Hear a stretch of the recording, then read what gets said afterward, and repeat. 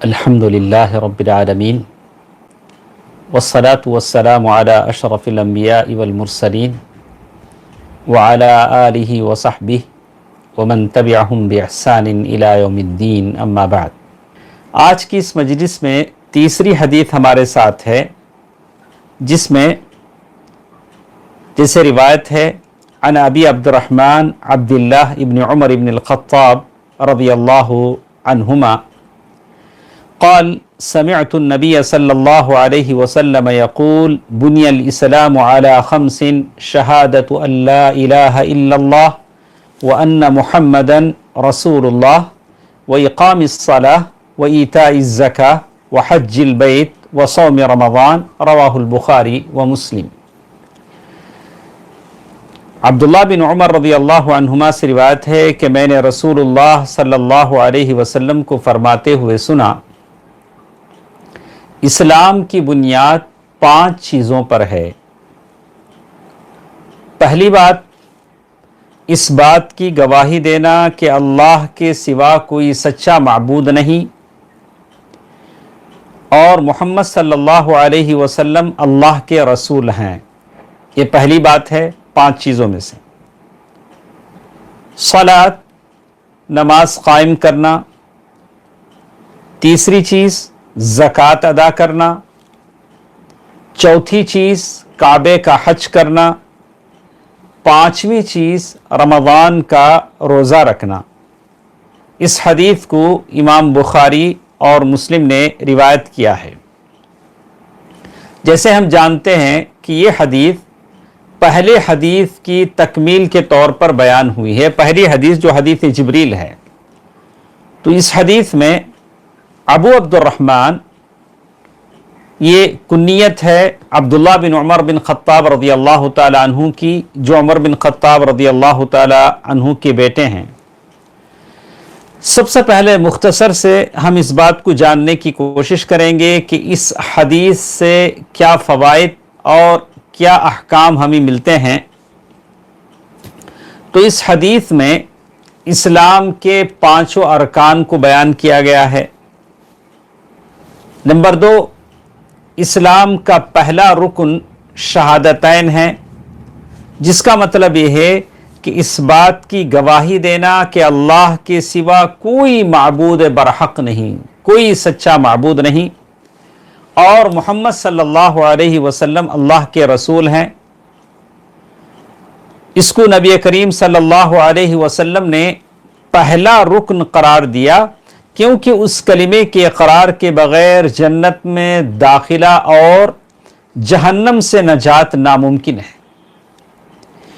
کوئی بھی عبادت ان دونوں شرطوں کے بغیر کوئی قبول نہیں ہو سکتی کہ آدمی، یعنی ایک اللہ تبارک و تعالیٰ کے اکیلے اور سچا معبود ہونے کی آدمی گواہی دے اور محمد صلی اللہ علیہ وسلم کی رسالت کی گواہی دے۔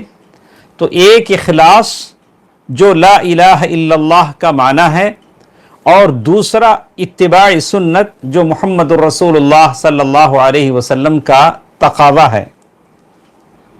اسی طرح اس حدیث سے ایک تیسری بات جو ہمیں معلوم ہوتی ہے، لا الہ الا اللہ شہادت کا مطلب کیا ہوتا ہے۔ بہت سارے ہیں جو لا الہ الا اللہ اپنی زبان سے نکالتے ہیں، پڑھتے ہیں، تو ان کو سمجھنا چاہیے کہ لا الہ الا اللہ یہ ہے کہ ہر طرح کی عبادت اور بندگی کا اکیلا مستحق اللہ تبارک و تعالیٰ کی ذات ہے، وہی سچا ہے، وہی معبود برحق ہے، اور اس کے علاوہ جن کی بھی عبادت کی جاتی ہے وہ طاغوت ہیں اور جھوٹے معبود ہیں، اور ان کی عبادت کرنے والے باطل پرست ہیں۔ اس پر آپ کو یقین ہونا چاہیے، مجھے یقین ہونا چاہیے۔ کتنے لوگ ہیں جو لا الہ الا اللہ پڑھتے ہیں لیکن یہ ان کی سمجھ میں نہیں آتا۔ زبان سے لا الہ کہہ بھی دیا تو کیا حاصل، دل و نگاہ مسلمان نہیں تو کچھ بھی نہیں۔ آدمی سوچنا چاہیے کہ میں لا الہ الا اللہ کیا کہہ رہا ہوں۔ اور اسی طرح محمد صلی اللہ علیہ وسلم کی رسالت آدمی رسول صلی اللہ علیہ وسلم کو، محمد صلی اللہ علیہ وسلم کو جب رسول مانتا ہے تو اللہ کے نبی صلی اللہ علیہ وسلم کے حکموں کی تعمیل کرے، اللہ کے نبی صلی اللہ علیہ وسلم نے جو باتیں بتائی ہیں ان کو سچ مانے، جن چیزوں سے اللہ کے نبی صلی اللہ علیہ وسلم نے روکا ہے اس سے رک جائے۔ اللہ کے نبی صلی اللہ علیہ وسلم، یہ تقاضا ہے، میں اللہ کے نبی صلی اللہ علیہ وسلم کی رسالت کا اقرار کرتا ہوں، تو ایسے تو نہیں ہو سکتا جیسے آج کل ہم معاشرے میں دیکھتے ہیں، اللہ کے نبی صلی اللہ علیہ وسلم کی رسالت کا اقرار کرتے ہیں لیکن اپنے معاملات میں، عبادات میں، اخلاق میں اپنے لوگوں کی باتوں کو ترجیح دیتے ہیں، وہاں اللہ کے نبی صلی اللہ علیہ وسلم کے احادیث کو مرجوح قرار دیتے ہیں، اپنے پیروں سے، اپنے فقیروں سے، اپنے علماء سے جو باتیں سنتے ہیں اسی کو ترجیح دیتے ہیں۔ الا ماشاءاللہ، آدمی کو اس سے احتیاط کرنا چاہیے۔ اسی طرح اس حدیث میں کچھ باتوں کا بیان کیا گیا ہے کہ سب سے پہلی چیز جس کا ذکر کیا گیا کہ نماز قائم کرنے کا مطلب کیا ہوتا ہے، انشاءاللہ ہم ہر چیز کو تفصیل کے ساتھ آگے سنیں۔ میں حدیث کا مختصر خلاصہ آپ کے سامنے پیش کر دے رہا ہوں کہ اللہ اور اس کے رسول صلی اللہ علیہ وسلم کے حکم کے مطابق نماز پڑھی جائے، یہ بہت ضروری ہے۔ اور نماز کے جو شروط ہیں، جو اس کے واجبات ہیں، جو اس کے ارکان ہیں، اس کے مستحبات ہیں، اس کو آپ ادا کریں اور خشوع و خضوع کے ساتھ دل لگا کر آپ اور ہم نماز پڑھیں۔ نماز پڑھنے کا ہی مطلب ہوتا ہے۔ اور اس بات پر بھی یقین رکھیں کہ قیامت کے دن سب سے پہلے نماز کے تعلق سے مجھے اور آپ کو پوچھا جائے گا، اور جس کی نماز بگڑی اس کے سارے اعمال بگڑ گئے۔ تو آدمی نماز کے معاملے میں خیال رکھے۔ اور ایک چیز جو اس حدیث میں بیان ہوئی ہے وہ زکوٰۃ کے تعلق سے ہے۔ زکوٰۃ آپ کے مالوں میں غریبوں کا حق ہے، یہ تو غریبوں کو پہنچنا ہے۔ تو اللہ تبارک و تعالیٰ کی رحمت اس آدمی پر نازل ہوتی ہے جو زکوٰۃ ادا کرتا ہے، اور زکوٰۃ ادا کرنے سے آدمی کا مال صاف ہوتا ہے۔ یہ مال کا میل کچیل ہے جو آدمی اپنے زکوٰۃ سے دیتا ہے۔ جیسے امام احمد مسند احمد کی روایت ہے کہ زکوٰۃ ادا نہ کرنے سے دنیا میں قحط سالی پڑ جاتی ہے، دنیا میں قحط سالی آ جاتی ہے جب لوگ زکوٰۃ ادا نہیں کرتے ہیں۔ تو اسی لیے ہم نے قرآن مجید میں بھی دیکھا، احادیث میں بھی بتلایا گیا کہ اگر آدمی زکوٰۃ ادا نہیں کرتا ہے اور اس مال کو بچا کر رکھتا ہے تو اس کے کل جہنم میں اس مال کی تختیاں بنا کر، آگ کی تختیاں بنا کر اس کے پیٹھ اور چہرے پر داغے جائیں گی، پہلو پر داغے جائیں گی، اور اس کا مال گنجے سانپ کی شکل میں اسے لپیٹ لے گا اور جبڑوں سے پکڑ کر کہے گا میں تیرا مال ہوں، میں تیرا خزانہ ہوں۔ آدمی زکوٰۃ ادا کرے جیسے اس حدیث میں بتایا گیا۔ ایک اور چیز جو اس حدیث سے ہمارے سمجھ میں آتی ہے کہ حج آدمی پر عمر میں ایک مرتبہ ہے، جس کے پاس مال ہو، آنے جانے کا خرچہ ہو، اور آدمی برداشت کر سکتا ہو، صحت ہو، اور عورت کے لیے اس کے کسی محرم یعنی آدمی کی عورت کے لیے ایک اور شرط کا اضافہ ہے۔ تو حج میں کہا گیا کہ یہ اللہ تبارک و تعالیٰ کی، حج کے اصل معنی نیت کے ہیں، قصد کے ہیں۔ آدمی اللہ تبارک و تعالیٰ کی عبادت کی نیت سے آدمی مکہ مکرمہ تک جاتا ہے، حج کے مہینوں میں حج کرتا ہے اور کعبے کا طواف کرتا ہے، صفا مروہ کے بیچ میں سعی کرتا ہے، اور پھر عرفہ جاتا ہے، وہاں وقت بتاتا ہے، اور مینا میں اور مزدلفہ میں رات بتاتا ہے، اور رمے جمار کرتا ہے، اور پھر طواف کرتا ہے۔ یہ سارے کام ہیں جو آدمی حج میں کرتا ہے، اور یہ حج کی عبادت ہے۔ تو ہر تندرست اور مستطیع مسلمان پر زندگی میں ایک مرتبہ حج فرض ہے، اور حج ایک مقبول عبادت ہے۔ تو اس کے آداب بتائے گئے کہ جو شخص حج میں جائے اور وہاں کوئی بیہودہ کام نہ کرے، بیہودہ بات نہ کرے، جب وہ حج کا سفر کرے وہ اپنے گناہوں سے اس طرح پاک ہو جاتا ہے جیسے وہ اس کی ماں کے پیٹ سے ابھی پیدا ہوا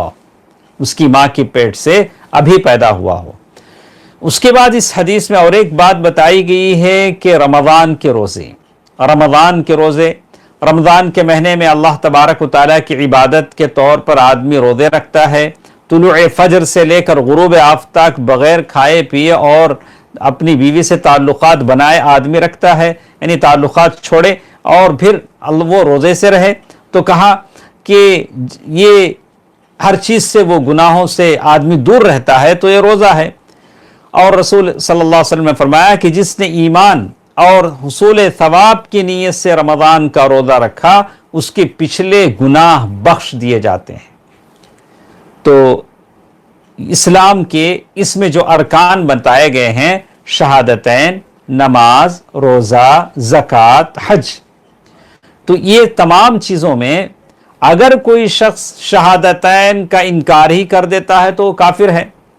جمہور اہل علم، یعنی میجورٹی اہل علم کی بہت سارے علماء کہتے ہیں کہ جس طرح شہادتین کے نہ ماننے سے آدمی کافر ہو جاتا ہے، بالکل اسی طرح اگر وہ سستی اور کاہلی سے عمدن نماز چھوڑ دیتا ہے تو تب بھی کافر ہو جاتا ہے، باقی معاملات کا یہ حکم نہیں ہے۔ اگر وہ حج نہ کرے اور زکوٰۃ نہ دے اور روزہ نہ رکھے تو اسے مسلمان کہا جائے گا، لیکن اگر سستی اور کاہلی سے نماز چھوڑ دیتا ہے، سخت گناہ کبیرہ کا مرتکب ہے۔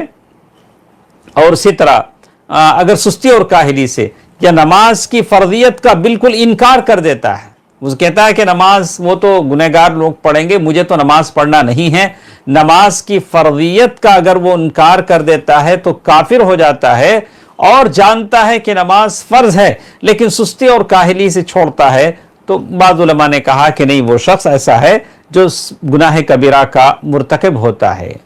تو یہ چند بنیادی باتیں تھیں جو اس حدیث سے متعلق تھیں۔ مجھے آپ کے سامنے اب اس کی تفصیل مجھے آپ کے سامنے لینی ہے کہ اس حدیث میں جو باتیں بتائی گئی ہیں، سب سے پہلی چیز اس حدیث میں، یعنی مطلب حدیث نمبر 3 جو ہمارے ساتھ ہے، ارکان اسلام، یہ عبداللہ بن عمر بن خطاب رضی اللہ عنہما کی حدیث ہے۔ اس حدیث میں شہادتان، سب سے پہلے شہادتین کی بات کہی گئی۔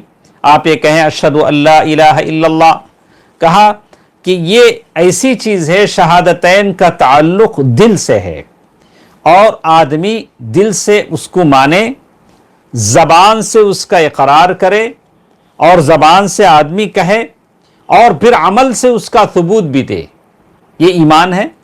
اور پھر اس کے بعد اللہ تعالی اس حدیث میں بعض چیزوں کا بیان کیا گیا کہ جیسے نماز ہے وہ بدنی عبادت ہے، اور زکوٰۃ ہے یہ مالی عبادت ہے جو اس میں بیان کیا گیا، حج، دونوں عبادتیں اس میں ملی ہیں، بدنی عبادت بھی ہے، مالی عبادت بھی ہے، اور رمضان کا روزہ ہے اور یہ بدنی عبادت ہے۔ تو اس طرح اس حدیث میں دین اسلام کے 5 ارکان بیان کیے گئے ہیں۔ تو اب اگر کوئی پوچھتے ہیں تو اس طرح سے یہ 5 ارکان کی حکمت کیا ہے؟ یہ 5 ارکان جو الگ الگ ہیں، نماز، روزہ، زکوٰۃ، حج، تو اس سلسلے میں علماء کہتے ہیں بذل المحبوب، یعنی جو چیز آپ کو پیاری ہے اس چیز کو اللہ تبارک و تعالی خرچ کرنے کو کہتے ہیں۔ پیسہ آپ کو بڑا پیارا ہے، مجھے پیارا ہے، اسی لیے آدمی جیب یہاں سلواتا ہے، اس میں پیسے بڑی احتیاط سے رکھتا ہے۔ اور قرآن نے بھی کہا وَإِنَّهُ لِحُبِّ الْخَيْرِ لَشَدِيدٌ، تم لوگ مال سے بہت محبت کرتے ہو۔ لَن تَنَالُوا الْبِرَّ حَتَّى تُنْفِقُوا مِمَّا تُحِبُّونَ، تمہاری اپنی عزیز چیز، پیاری چیز کو خرچ نہیں کرو گے تو جنت نہیں پاؤ گے۔ تو اللہ تبارک و تعالیٰ کہتے ہیں کہ بذل المحبوب، جو چیز تمہیں سب سے زیادہ پسند ہے وہ اللہ کی راہ میں خرچ کرو، یہی زکوٰۃ ہے، تاکہ تمہارا نفس بخیلی سے بچے، یہی زکوٰۃ ہے۔ اور اسی طرح الکف عن المحبوب، جو چیز تمہیں پیاری ہے اس سے رک جاؤ، اس کے لیے بطور حکم روزے کا دیا گیا، کھانا پینا سب کو اچھا لگتا ہے، ہاں، لیکن یہاں حکم دیا گیا کہ نہیں، کھانے پینے سے رکو، الکف عن المحبوب، کھانے پینے سے رکو۔ اسی لیے اللہ کے نبی صلی اللہ علیہ وسلم فرمایا کہ اللہ تبارک و تعالیٰ کو ایسے آدمی کی ضرورت نہیں صرف کھانا پینا چھوڑ دیتا ہے اور اپنے زبان کی دوسری چیزوں کی حفاظت نہیں کرتا، طعامہ و شرابہ من اجل، اور اللہ کے نبی صلی اللہ علیہ وسلم نے کہا کہ ایک ایسا آدمی جو اللہ کے لیے کھانا پینا چھوڑتا ہے۔ تو آپ سمجھیں گے کہ ارکان اسلام میں کون سی باتیں بتائی گئیں، جو چیز آپ کو محبوب ہے اسے خرچ کرنے کی بات کہی گئی۔ یہ مال ہے زکوٰۃ کا، زکوٰۃ میں آپ جو مال خرچ کرتے ہیں۔ جو چیز آپ کی محبوب ہے اس سے رک جانے کو کہا گیا، روزے کا حکم دیا گیا۔ تو اس طرح سے 5 ارکان ہیں جو الگ الگ بیان کیے گئے ہیں، اس لیے کہ کبھی آدمی کی فطرت کیا ہوتی ہے، جیسے علماء کہتے ہیں کہ ایک آدمی روزہ رکھ سکتا ہے، اسے کہیں کہ آپ روزہ رکھیں، روزہ رکھ سکتا ہے، لیکن 1 روپیہ وہ خرچ نہیں کر سکتا۔ بولا کہ آپ بولو میں 1 مہینہ روزہ رکھتا ہوں، اچھی بات ہے، لیکن 1 روپیہ نہیں خرچ کر سکتا، یعنی اس کا نفس مانتا نہیں۔ اللہ نے دونوں چیزیں رکھی ہیں، کبھی آپ روزہ بھی رکھیں اور پھر آپ اگر زکوٰۃ دینے کے حقدار ہیں اور یعنی آپ کا مال اتنا ہو چکا ہے کہ آپ زکوٰۃ دے سکتے ہیں تو زکوٰۃ بھی دیں۔ اور کبھی ایسا ہوتا ہے کہ ایک آدمی نماز پڑھ سکتا ہے، بولے کہ 100 رکعت نماز پڑھو، جتنا چاہے نماز پڑھو، لیکن ایک دن آدمی روزہ نہیں رکھ سکتا، بولا کہ یہ میرے سے نہیں ہو سکتا۔ بہت سارے ہیں 1000 روپے خیرات کر سکتے ہیں، قرآن مجید کی 1 آیت نہیں پڑھ سکتے، لیکن یہ جو ارکان اسلام ہیں اللہ تعالیٰ نے اس میں ہر طرح کی چیزیں رکھی، نماز بھی ہے، روزہ بھی ہے، زکوٰۃ بھی ہے، حج بھی ہے، تنوع ہے۔ انسان ساری چیزوں کو اپنائے اور اللہ تبارک و تعالیٰ کو خوش کرنے کی کوشش کرے۔ تو اس طرح سے اس حدیث کا آغاز جب ہوا عبداللہ بن عمر رضی اللہ تعالیٰ عنہ سے، انہوں نے اس حدیث کو روایت کیا کہ عبداللہ بن عمر رضی اللہ تعالیٰ عنہ، عمر رضی اللہ تعالیٰ عمر بن خطاب کے بیٹے ہیں، آپ جانتے ہیں، یہ جنگ بدر میں یہ مکے میں مسلمان ہوئے اور پھر مکے سے مدینہ ہجرت کیا اور جنگ بدر میں موجود نہیں تھے۔ احد کا جب موقع آیا تو احد کی جنگ میں چھوٹے تھے، اور جب خندق کا موقع آیا تو وہاں حضرت عمر رضی اللہ تعالیٰ عنہ نے کہا کہ عبداللہ بن جابر رضی اللہ تعالیٰ عنہ کو اجازت دی گئی اور عبداللہ بن عمر کو نہیں اجازت دی گئی، جبکہ وہ ان کو بچھاڑ دیتے ہیں، کشتی میں ہرا دیتے ہیں، تو پھر عبداللہ بن عمر رضی اللہ تعالیٰ عنہ کو اجازت دی گئی۔ عبداللہ بن عمر رضی اللہ عنہما بڑے متقی اور عبادت گزار انسان تھے اور بڑے تقوی والے انسان تھے، اور اللہ کے رسول صلی اللہ علیہ وسلم کا یہ معمول تھا کہ فجر کے بعد اللہ کے رسول صلی اللہ علیہ وسلم پوچھتے کہ کسی نے کوئی خواب دیکھا ہے؟ اگر کوئی خواب دیکھا ہوتا تو اللہ کے رسول صلی اللہ علیہ وسلم اس کی تعبیر بیان کرتے۔ تو عبداللہ بن عمر رضی اللہ عنہما اس وقت جوانی کی حالت میں تھے، ان کو لگا کہ میں بھی کوئی ایسا خواب دیکھوں، میں بھی تعبیر پوچھوں۔ تو لیکن انہوں نے جو خواب دیکھا، کیا خواب دیکھا کہ رات میں دیکھا کہ ایک کنویں کے کنارے وہ ہیں، ایک باوڑی ہے، بڑا سا ویل ہے، اور اس میں سے اس کنویں کے اندر آگ جل رہی ہے، آوازیں آ رہی ہیں۔ تو ان سے کہا جا رہا ہے کہ تم خوف کھانے کی ضرورت نہیں، تم کو ڈرنے کی ضرورت نہیں۔ تو انہوں نے کہا کہ اگر کوئی اچھا خواب ہوتا تو میں اللہ کے نبی صلی اللہ علیہ وسلم سے تعبیر پوچھ لیتا، لیکن یہ خواب تو ایسا ہے کہ میں خود ڈر گیا ہوں۔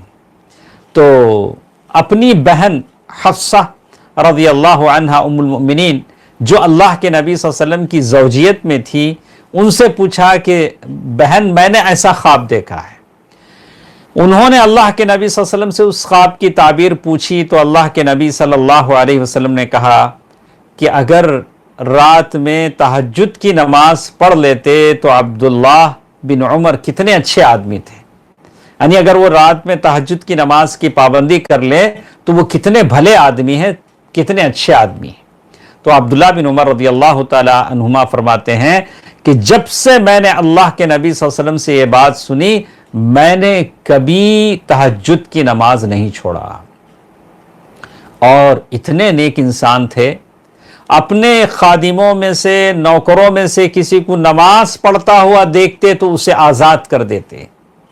کبھی ایسا ہوا کہ حج کے سفر پر نکلے اور جس اونٹ پر سوار تھے وہ اونٹ ان کو اچھا لگا، خوب اچھا لگا، تو اونٹ سے نیچے اترے اور نافع اپنے نوکر سے کہا کہ اس کو ایسا کرو، اللہ کے راہ کے قربان کرنے والے جانوروں میں اس کو شامل کر دو۔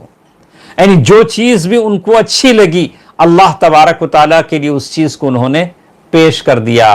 لن تنالوا البر حتى تنفقوا مما تحبون۔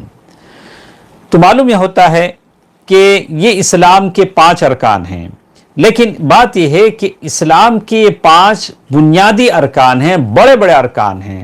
ویسے اسلام سارے اعمال ہیں، اچھے اچھے اعمال ہیں، واجبات ہیں، مستحبات ہیں، اطاعتیں اور بندگیاں ہیں، گناہوں کا چھوڑنا ہے، یہ ساری چیزیں اسلام میں شامل ہیں۔ تو پہلی چیز اس حدیث میں سے جو پہلی چیز ہم نے لیا ہے وہ شہادہ ہے۔ ہم لوگ کہتے ہیں کوئی مسلمان ہوتا ہے تو اسے ہم شہادہ یعنی یہ شہادہ پڑھواتے ہیں۔ تو شہادہ اشہد ان لا الہ الا اللہ وان محمد رسول اللہ، آدمی اللہ تبارک و تعالیٰ کے اکیلے سچے معبود ہونے کی گواہی دیتا ہے اور اللہ کے رسول صلی اللہ علیہ وسلم کی رسالت کی گواہی دیتا ہے، اس لیے کہ یہ پہلا رکن ہے، اس کے بغیر کوئی جنت میں داخل نہیں ہو سکتا، اور اس کی 2 شرطیں اخلاص اور اتباع اس سے پوری ہوتی ہیں۔ یعنی آدمی اس بات کی گواہی دے کہ اللہ کے سوا کوئی سچا معبود نہیں، عبادت کے لائق نہیں، اور محمد صلی اللہ علیہ وسلم اللہ کے رسول ہیں۔ تو جیسے ہم نے کہا کہ شہادہ کا کیا مطلب ہوتا ہے؟ نطق باللسان، زبان سے آدمی شہادت دے، لا الہ اشہد ان لا الہ الا اللہ وان محمد عبدہ ورسولہ، اور آدمی دل میں اعتقاد رکھے اور عمل سے اس کا ثبوت دے، اور پھر ساتھ ساتھ اس شہادہ کی تبلیغ بھی کرے، دوسروں تک پہنچائے۔ میں نے شہادہ پڑھ لی، میں مسلمان ہو گیا، میں مان لیا، میں عمل بھی کر رہا ہوں، کیا میں دوسروں تک یہ دعویٰ نہیں پہنچاؤں؟ اسی لیے تو میرے پیارے نبی صلی اللہ علیہ وسلم مکے کی 1.5-2 لاکھ کی آبادی میں، کبھی سوق عکاظ میں، کبھی سوق ذو المجنہ میں، اللہ کے نبی صلی اللہ علیہ وسلم یہی تو کہتے تھے، قولوا لا الہ الا اللہ تفلحون تملک العرب والعجم، لوگو لا الہ الا اللہ پڑھ لو، عرب و عجم کے مالک ہو جاؤ گے۔ دوستو عزیزو، ماں اور بہنوں، بات یہ سمجھ میں آتی ہے کہ آدمی کے لیے بات یہ سمجھ میں آتی ہے کہ آدمی شہادہ کا مطلب یہ ہوتا ہے کہ آدمی خود سے آدمی زبان سے اس کا اقرار کرے اور دل میں اس کا اعتقاد رکھے، اپنے عمل سے اس کا ثبوت دے، اور ساتھ ساتھ اس کی تبلیغ بھی کرے۔ ہاں، جیسے علماء کہتے ہیں اس کے پاس کوئی عذر شرعی ہو جہاں تبلیغ کی اجازت نہ ہو تو بات الگ ہے۔ اگر وہ کھل کر دعویٰ نہیں کر سکتا ہے، میرے نبی صلی اللہ علیہ وسلم کی دعوتی زندگی میں 2 چیزیں ہم دیکھتے ہیں، ایک سری دعوت، ایک جہری دعوت۔ جہاں امکانات کم تھے، دعوت دے نہیں سکتے تھے، اللہ کے نبی صلی اللہ علیہ وسلم نے سری دعوت کو انجام دیا، لوگ مسلمان ہوتے گئے۔ تو کہتے ہیں لا الہ الا اللہ، یہ جو شہادہ ہے اس میں 2 چیزیں ہیں، بڑی تفصیل سے ہم لوگ کتابوں میں پڑھ چکے ہیں، النفی والاثبات۔ لا الہ یعنی کوئی معبود نہیں ہے، مطلب معبود تو ہیں، لوگ پوجا کرتے ہیں، لوگ بہت سارے لوگوں کی پوجا کرتے ہیں، لیکن وہ سارے کے سارے باطل ہیں، سچے نہیں ہیں، وہ طاغوت ہیں، وہ سب کے سب باطل ہیں۔ اور سچا معبود پھر آدمی اس بات کرے الا اللہ، سوائے اللہ سبحانہ و تعالی کے، لا الہ الا اللہ۔ کہا یہ کہ آدمی تنفی استحقاق العبادہ عما سوى اللہ، یعنی اس عبادت کا حق اللہ کے علاوہ کسی کو نہیں ہے۔ آپ بالکل اپنے دل سے اس بات کی نفی کر دیں کہ ایک ہی معبود ہے، وہی مسجود ہے، وہی ہے مرجع خلائق ہے، اسی کے سامنے سر جھکتے ہیں، اس کے علاوہ کوئی عبادت کے لائق نہیں ہے آپ۔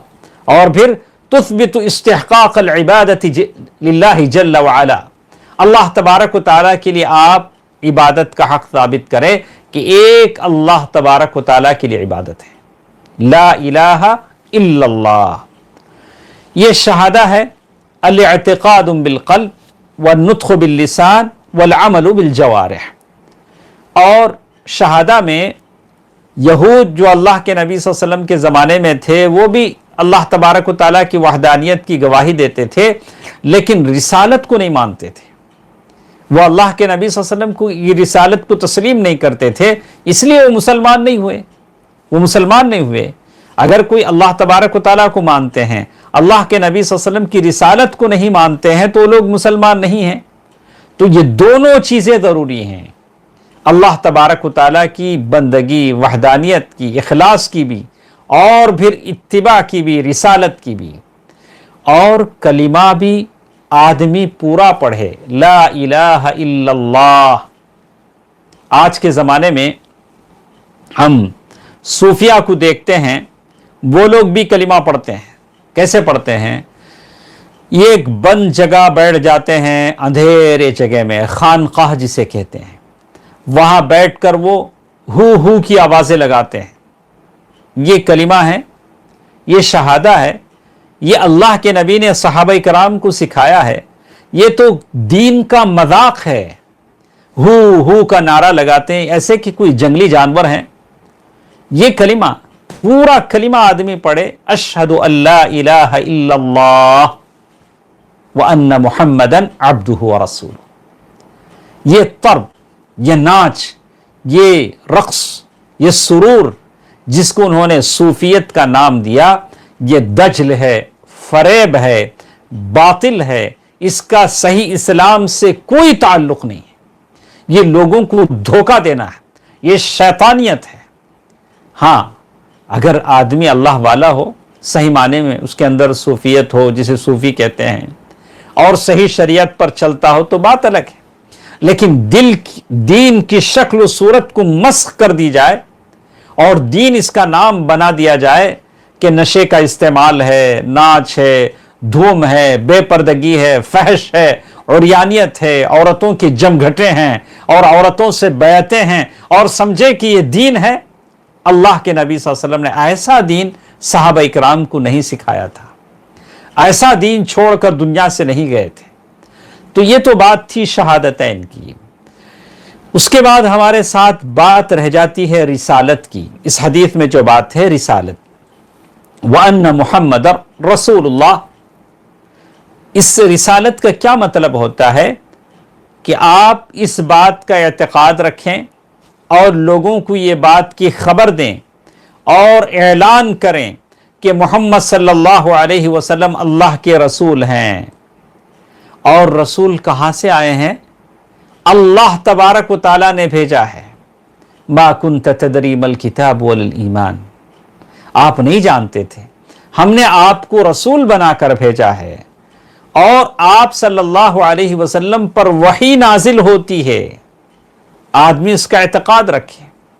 बहुत सारे सूफिया बात के ज़मानों में आए, कहा कि हमको रसूल सल्लल्लाहु अलैहि वसल्लम की रिसालत की हदीथों की कोई ज़रूरत नहीं है, हमारा ताल्लुक़ बराह रास्त अल्लाह से जुड़ जाता है। अल्लाह कैसे अल्लाह से जुड़ेगा?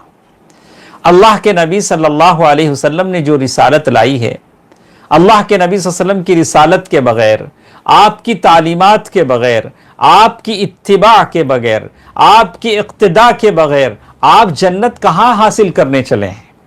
कैसे आपको जन्नत मिलेगी?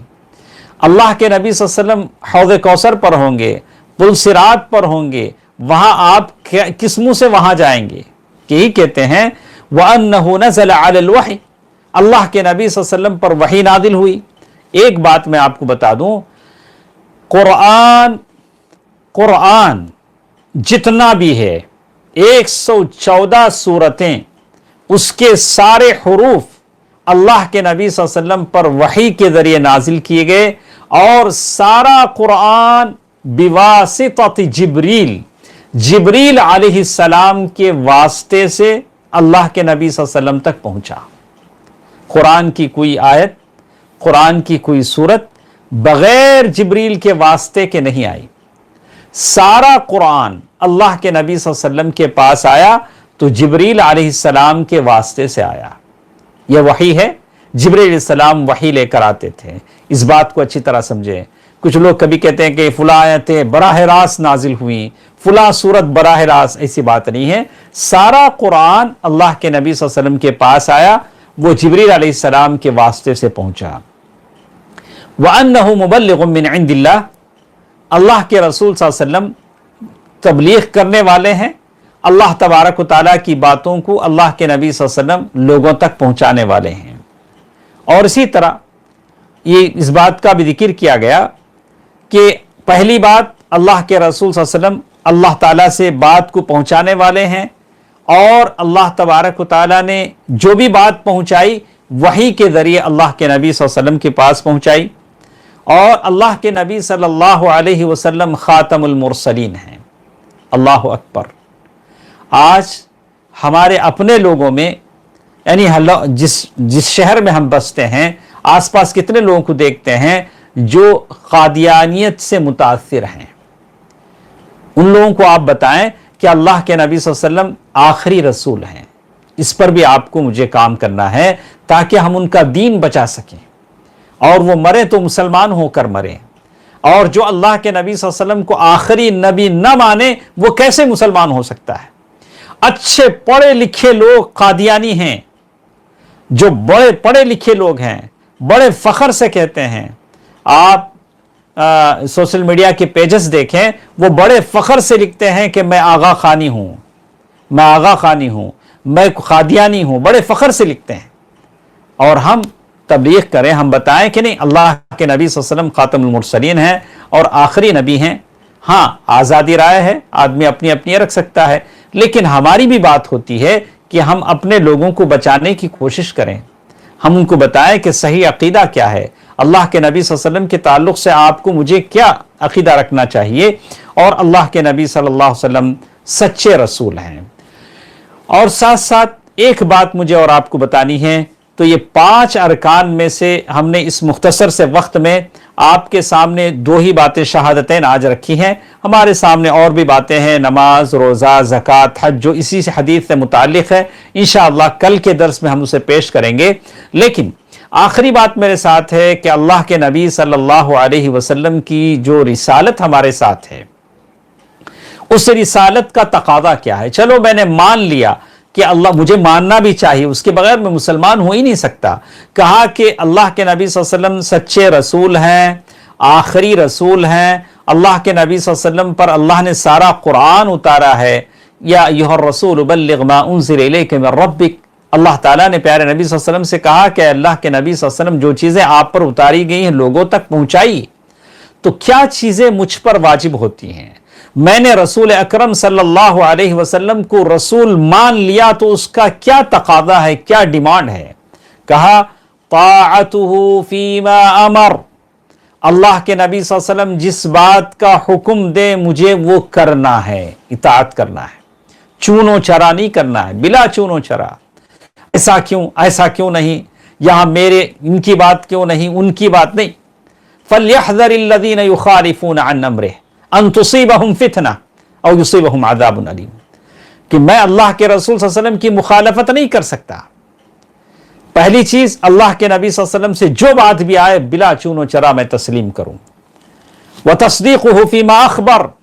اللہ کے نبی صلی اللہ علیہ وسلم نے جو باتیں بتائی میں اس کو سچا مانوں، بھلے میرے عقل میں وہ باتیں سموئے نہ سموئے، میری عقل میں آئے نہ آئے، میرے نبی نے کہا مجھے سچ ماننا ہے. واجتناب، اور جن چیزوں سے اللہ کے رسول صلی اللہ علیہ وسلم نے منع کیا میں اس سے رک جاؤں. اللہ کے نبی صلی اللہ علیہ وسلم نے ان چیزوں سے منع کیا تو میں رک جاؤں.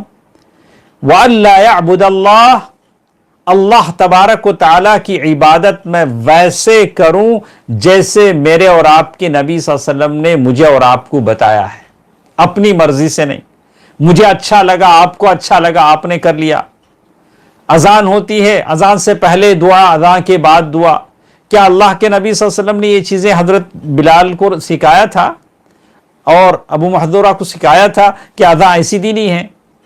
اور بہت ساری ایسی چیزیں ہیں. مجھے یہ بدعتیں اچھی لگیں کہ مولود کے نام پر میں نے مولود بنا لیا. کہا کہ اچھا کام ہے، برا کیا ہے، غلط کیا ہے؟ نہیں، عبادت ویسے کی جاتی ہے جیسے اللہ کے نبی صلی اللہ علیہ وسلم نے بتلایا ہے. वही इबादत है। जो अल्लाह के नबी सल्लल्लाहु अलैहि वसल्लम ने नहीं बतलाया, नहीं किया, वो बिदात है। दीन में नई बिदतें ईजाद हैं, भले वो आपको अच्छी लगे। जो चीज आपको अच्छी लगती है, मुझे अच्छी लगती है, वो दीन नहीं। दीन तो वही है जो अल्लाह के नबी सल्लल्लाहु अलैहि वसल्लम ने सहाबा इकराम को बतलाया। ये कुछ बातें इस हदीस की रोशनी में थी। ये 40 हदीसों में से ये तीसरी हदीस आज हमारे साथ थे। इसका कुछ हिस्सा आज के इस दर्स में हमने पढ़ा, बाकी हिस्से, बाकी बातें इंशाअल्लाह कल के दर्स में हम पढ़ेंगे। अल्लाह तबारक व तआला बेहतर बात सुनने और अमल करने की तौफीक दे। अल्लाह तबारक व तआला मुझे और आपको आफियत की दौलत दे। आमीन। वस्सलामु अलैकुम व रहमतुल्लाहि व बरकातुहू।